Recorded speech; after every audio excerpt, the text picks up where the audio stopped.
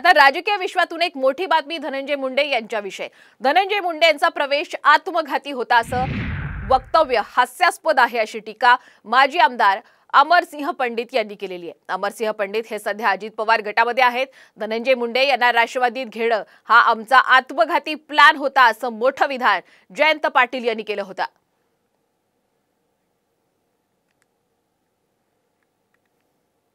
गोपीनाथ मुंडे साहेबांनी असं काही सध्या जे भारतीय जनता पक्ष राजकारण करतोय तसं कधी राजकारण केलं नाही गोपीनाथ मुंडेंनी।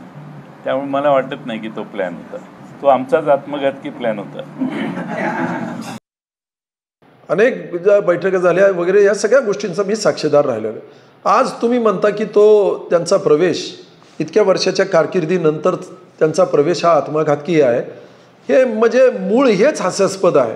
आता टार्गेट करायचं म्हणल्यानंतर तिथलचं कुणीतरी एक जबाबदार व्यक्ती जे भविष्यात आपल्याला त्रासदायक ठरू शकतं त्यालाच टार्गेट करतील।